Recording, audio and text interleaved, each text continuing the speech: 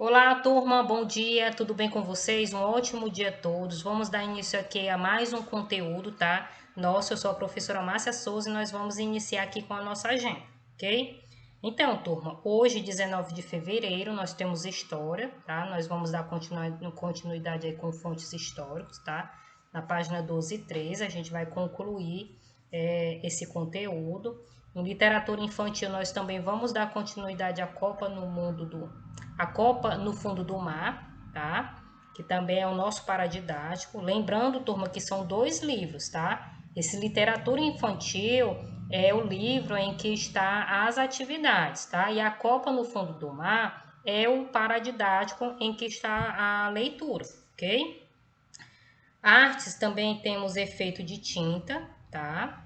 E para casa, turma, seria estudar para avaliação de português. Como vocês vão já fazer a avaliação em casa, tá? Então vocês se preparem, tá? Para quando vocês receberem essas avaliações, ok? Vamos dar início aqui. Peguei um livro de história, tá? Peguei um livro aí de artes, ok? E literatura infantil. Não tem a imagem aqui, tá? Mas é o livro de literatura infantil. História, artes e literatura infantil, ok? Então, vamos iniciar aqui, tá? Com fontes históricas. E o que é essas fontes históricas? Nós já vimos no início, né? Bem no início das aulas, tá? Nós tivemos um conteúdo no próprio livro de vocês, tá? E nós vamos estar aqui revendo isso novamente, tá? A fonte histórica ou documento histórico é o material utilizado pelos historiadores, como nós já vimos em aulas passadas, né? Para estudar outras épocas. Tá? Então, através desses documentos, né, históricos, os historiadores eles reúnem essas provas, né, que comprovam suas teorias sobre determinada época humana, tá? Ou sobre uma sociedade específica. Então, essas fontes são, na verdade, os documentos, tá? Em que vão provar que aquilo realmente aconteceu, certo? Então, a gente pode concluir, né, que essas fontes elas são vestígios, né, deixados por seres humanos, né, ao longo do tempo, ok? E as fontes que nós já vimos são as fontes escritas, as fontes não escritas, as audiovisuais, as fontes visuais e as fontes orais, tá? Então, as fontes escritas, como nós já vimos, vocês já viram bem no livro de vocês, vai incluir as certidões, cartas, testamentos, livros, jornais, revistas, entre outros materiais escritos, ok? As fontes não escritas são as pedras, cerâmica, objeto, tá? Monumentos, tá? Inacabados ou monumentos que foram se deteriorando ao longo do tempo, tá? Que eu vou mostrar aqui uma imagem para vocês.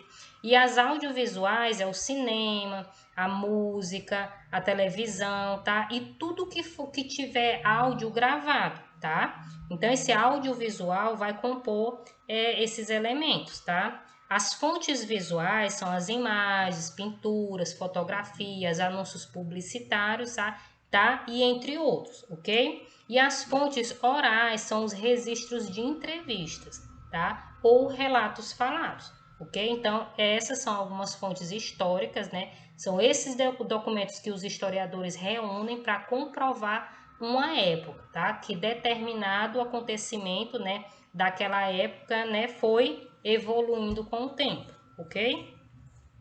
Então, turma, essas ruínas aqui, tá? Ela vai fazer parte do não escrito, tá? Então, essas imagens aí, nessa parte aí que foi se deteriorando com o tempo, tá? Essas ruínas, é uma fonte histórica, tá? Então, os historiadores, eles vão a esses locais estudar, né? Qual a civilização, quem eram as pessoas, a cultura, como essas pessoas se reuniam, como era a sociedade em si nesse local, tá? Para se comprovar. Então, essa ruína, ela faz parte dessa fonte histórica, ok? Aqui nós temos uma fonte escrita, tá? Que é um documento aqui que vocês estão visualizando, e três imagens aqui que faz parte da não escrita, tá? Vocês vejam aí as pirâmides, tá? Logo abaixo tem uma fotografia bem antiga, tá? E nós temos aí as imagens, né? Os desenhos que era feito pelas pessoas lá dos primórdios, né? Em que elas desenhavam, né, na caverna, que é uma fonte muito importante, foi uma fonte e é uma fonte muito importante para saber como era que aquelas pessoas viviam naquela determinada época, né? Então foi através desses desenhos que eles foram construindo a história para a gente entender essa época, ok? Nós temos aqui outras fontes históricas, tá? A partir daqui, os historiadores eles passaram a ter dois tipos de fontes, né? As fontes materiais, tá?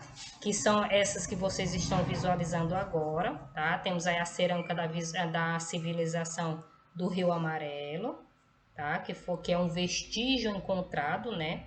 Dessa civilização. A estela da Suméria também, que também foi encontrada, é um vestígio também deixado naquela época, né, por pessoas, né? Também é uma fonte histórica. Temos a pedra aí de Roseta também, tá? Que conta também uma parte da história. Temos a foice de bronze, né? Que também foi algo criado aí pelo homem, um vestígio também deixado pelo homem, né? Que foi reunido para contar essa história, tá? Temos aqui as fotografias antigas, também é fontes históricas, né, que conta determinado. Então temos fotografias aqui que são registros também históricos, né, do passado, tá? E temos aqui alguns objetos também antigos. Você veja uma máquina de escrever, tá? Bem antiga. Temos as cédulas também bem antigas, tá? Se você observar bem, também tem um registro, né, que é um documento escrito, tá? Temos dois ferros de passar aí também bem antigos, tá? Temos o disco de vinil aí, não é da época de vocês, né? Mas também bem antigo, também conta, é uma evolução, né? Na questão musical, tá? No caso aí é áudio, né? Então aqui só são algumas imagens, né? Para que vocês possam ver como o passar do tempo, né? Ele foi evoluindo com algumas coisas. Hoje não existe mais a máquina, aliás, a máquina de escrever ela existe, só não é mais utilizada, né? Hoje nós temos aqui o computador, né? Que é algo muito mais tecnológico, mas para a época em que surgiu a máquina de escrever, a tecnologia dessa época era a máquina de escrever. Hoje nós temos aí os celulares, os computadores, tá? Então é bem mais evoluído, tá? Então a gente finaliza aqui com essas imagens, tá? Vamos iniciar aqui na página 12 com a atividade. Então na quinta questão vocês vão marcar com o X as pessoas que podem ter interesse em consultar os arquivos com registros históricos para exercer seu trabalho, tá? Então vocês só vão marcar aquelas pessoas em que têm esse interesse, tá? De consultar os arquivos com registros históricos. Então, quais dessas pessoas aí que vocês visualizam que têm esse interesse, tá? Que necessitam saber disso? Então, vocês vão marcar essas opções, tá? Na sexta, classifica os documentos abaixo de acordo com a legenda. Então, nós temos os documentos escritos e temos os documentos não escritos, tá? Então, na primeira imagem aí, vocês estão visualizando uma carteira de trabalho, uma carteirinha. Então, esse documento é um documento escrito ou não escrito? Logo abaixo nós temos aí uma estátua, tá? Essa imagem é um documento escrito ou não escrito? Logo abaixo temos outra e é um boletim. O boletim é um documento escrito ou não escrito? Logo abaixo você tem fotografias, imagens, né? Um documento escrito ou não escrito. Mais abaixo temos um envelope com uma carta. A carta é um documento escrito ou não escrito? E logo abaixo da carta nós temos o jornal. O jornal, ele se trata de um documento escrito ou um documento não escrito, tá? Então vocês vão marcar número 1 ou número 2 de acordo com a imagem aí que vocês visualizaram, tá? Aqui na página 13, nós temos a sétima questão. Faça a correspondência entre os espaços e o que guardam, tá? Então, nós temos aí videotecas, mapotecas, hemerotecas, pinacotecas, bibliotecas e museus. Do lado, vocês têm algumas opções, tá? Então, jornais e revistas, tá? Eles vão estar guardados nas bibliotecas, mapotecas, hemerotecas, pinacotecas, bibliotecas ou museus, tá?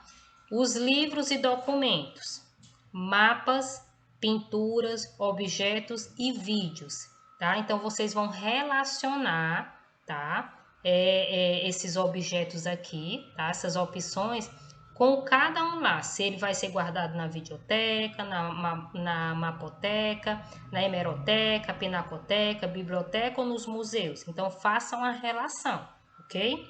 Oitava, observe as fontes históricas a seguir e classifique-as em. Temos aí documentos escritos, fontes orais, objetos arqueológicos e coleções, tá? Então, discurso, tá? Vocês vão classificar, tá? No caso aí, documento escrito, fontes orais, objetos arqueológicos e coleção. O discurso é um documento escrito, é uma fonte oral, é um objeto arqueológico ou são coleções, tá? O discurso. As pinturas. A pintura é um documento escrito, é uma fonte oral, é um objeto arqueológico ou faz parte de uma coleção, tá? As fotos também da mesma forma. É um documento escrito, é uma fonte oral, é um objeto arqueológico ou são coleções. As cartas também da mesma forma, tá? Livros. Os livros é um documento escrito, são fontes orais, é um objeto arqueológico ou são coleções, tá? Certidão de casamento. A certidão de casamento é um documento escrito, é uma fonte oral, é um objeto arqueológico ou faz parte de uma coleção. E as xícaras. Xícaras é um documento escrito, é uma fonte oral, é um objeto arqueológico ou faz parte de uma coleção, tá? Então, vocês vão fazer aqui essa classificação, ok? Na nona, marque verdadeiro ou falso, tá? Então, nós temos o seguinte, as fontes históricas são meios pelos quais podemos obter informações, tá? Então, nós já sabemos que as fontes históricas, né, nós só sabemos e conhecemos a história, tá? Através dessas fontes históricas que são documentos reunidos por historiadores para contar uma determinada história, tá? Então, são através disso, tá? Dessas provas, né, que comprovam esses acontecimentos lá no passado. Então, a segunda, as fontes históricas não precisam ser guardadas corretamente. Então, por exemplo, né, os historiadores eles não precisam, né, guardar fontes históricas. Isso é verdadeiro ou falso, tá? Diversos espaços são organizados para guardar as fontes históricas. Existem vários locais para se guardar essas fontes históricas, tá? Se vocês derem uma olhada aí na oitava, vocês vão ver locais, né? Como também na sétima questão, não é isso? Que também dá uma ajuda aí para responder se é verdadeiro ou falso. Décima, realize uma pesquisa de imagem sobre algumas descobertas feitas por arqueólogos e colhe-as em uma folha ou em um caderno, tá? Então, vocês vão realizar uma pesquisa, tá? Sobre alguma descoberta aí, né? Feita por arqueólogos, tá? Vocês vão pegar essa imagem, tá? Colar no caderno. É melhor folha não. Coloquem no caderno porque é um registro que vai ficar guardado no caderno de vocês, tá?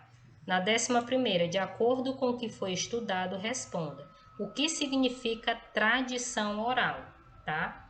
Lembre-se que as tradições orais, elas são passadas de geração para geração, tá? É aquela contagem de história que vai passando de família, vai passando para as outras gerações, tá? Letra B, qual a importância das fontes históricas? Por que as fontes históricas são tão importantes, tá?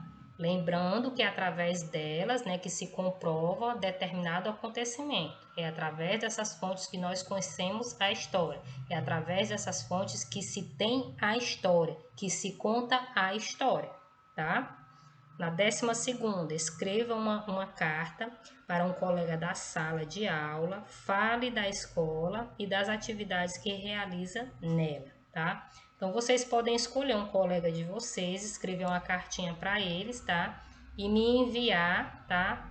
Para o contato, ok? Então, podem ficar à vontade, escolha o colega.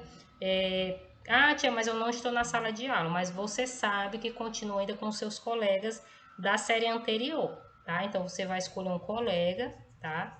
Vai escrever uma cartinha para ele, ok? A gente finaliza aqui com história, tá? Vamos dar início aqui à literatura infantil, que é aquele livro de atividade e o paradidático, tá? O nosso paradidático é A Copa no Fundo do Mar, né, da Cristiane Quintas, né, com a ilustração do Miquel Ferraz. São ilustrações bem interessantes. A história se passa, né, como vocês já viram, no fundo do mar, né? É a realização da Copa do Mundo, né? Um evento muito aguardado por esses animais aquáticos, né? Em que eles fazem a abertura, realizam os jogos, né? Vocês viram bem na história que vocês leram, tá? Então é bem interessante essa história. Então na nona, tá? Na página 9, nós temos aqui a 10ª. Você sabe o significado da palavra extinção? Converse com seus colegas e professores e resiste às suas conclusões, tá? Como vocês estão em casa, vocês podem estar conversando com os pais de vocês, mas de antemão eu quero dizer que a extinção, turma, é quando é a exterminação de uma espécie, tá? Qualquer tipo de espécie. A extinção é a anulação, tá? De uma determinada espécie. Infelizmente, na nossa tanto fauna como flora brasileira, há a extinção de algumas espécies, tanto de animais como de vegetais. Infelizmente, isso vem há alguns anos acontecendo. Então, a extinção é quando se elimina de vez, quando aquilo deixa de existir, tá? Então, você sabe o significado da palavra extinção, tá? Vocês podem estar dando uma pesquisada e eu dei algumas informações aqui para vocês, tá? Então, extinção é deixar de existir, tá? Infelizmente, nós temos alguns animais, temos algumas espécies vegetais também, né, que está entrando em extinção ou já são extintas, tá? Na 11ª, além do peixe-boi, existem outros animais que estão ameaçados de extinção. Pesquise imagem desses animais, recorte e cole-as no espaço abaixo. Não se esqueça de escrever o nome de cada animal pesquisado, tá?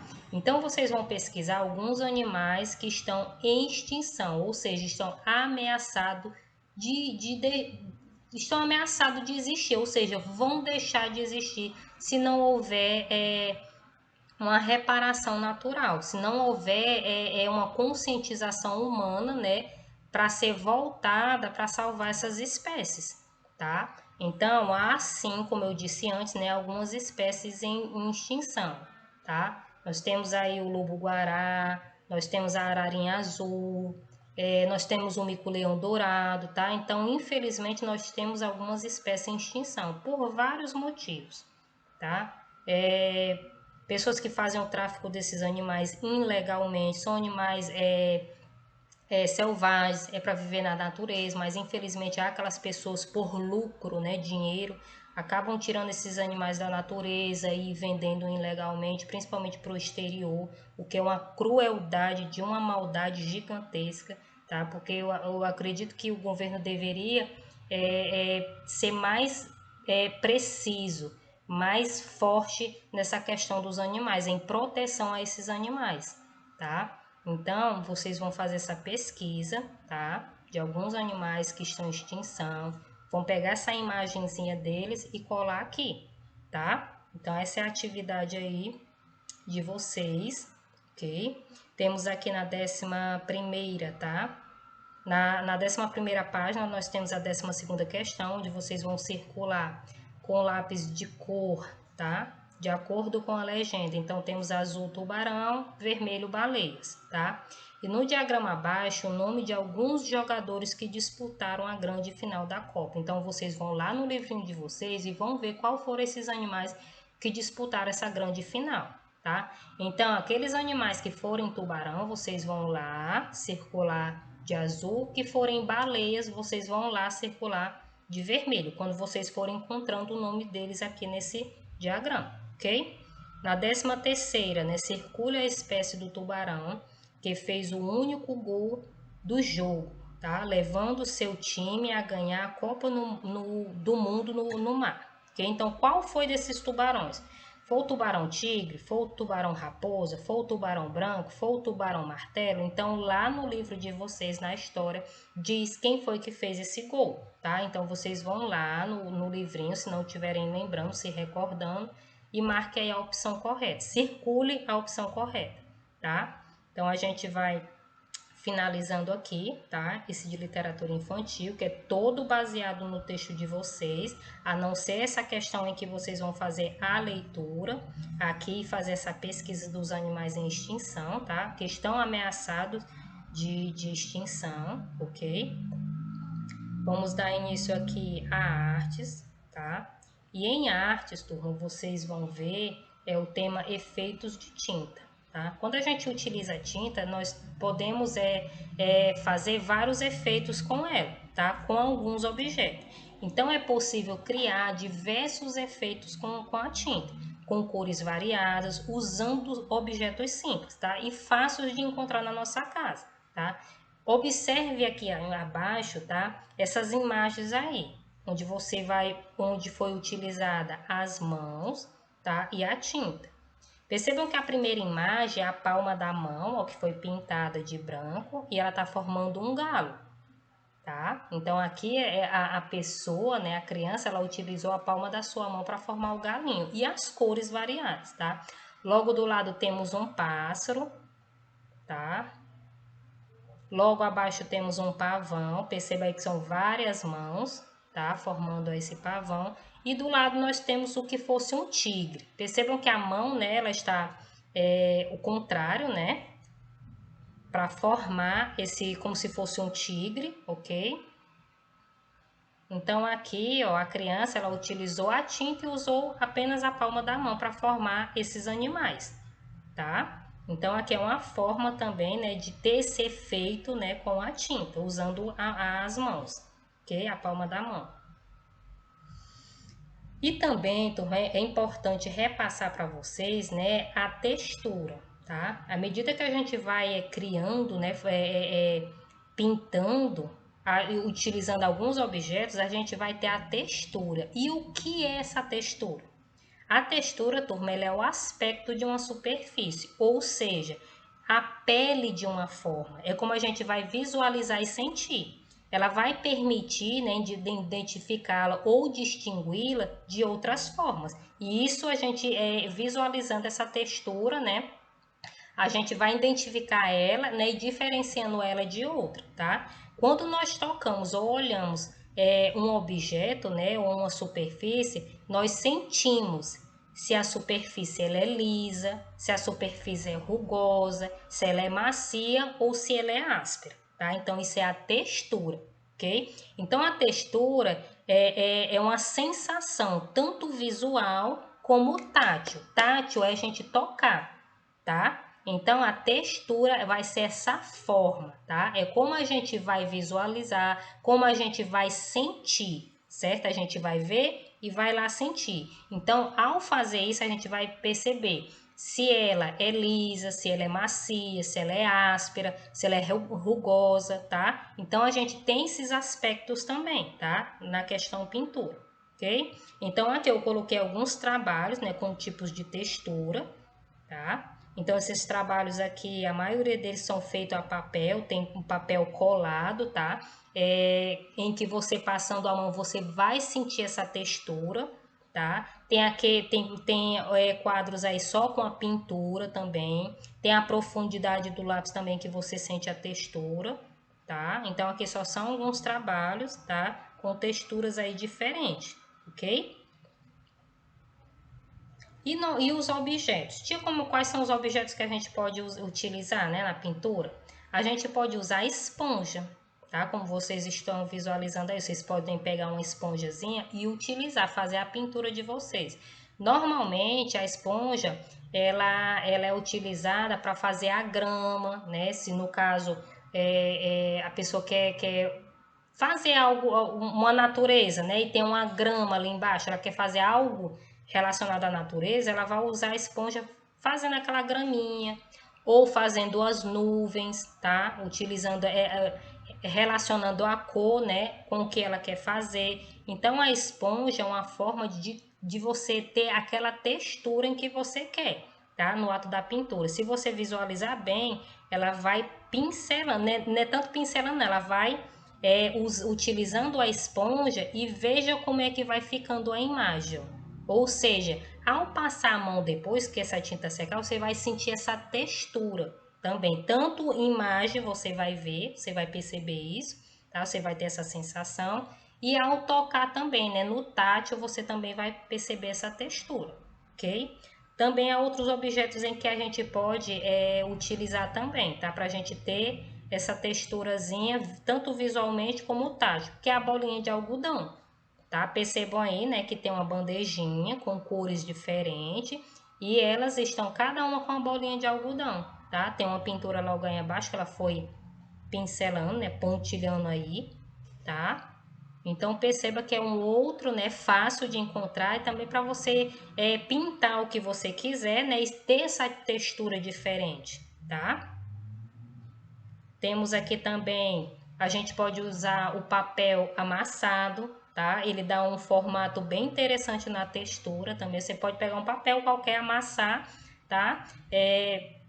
Colocar gotinhas, tá? De tinta, amarelo, vermelho, azul, né? E você vai lá e pincela, né? Você vai pegar esse seu papelzinho amassado, tá? E vai passando essa tinta nele. Aqui no caso, a parte de cima você vai usar o papel.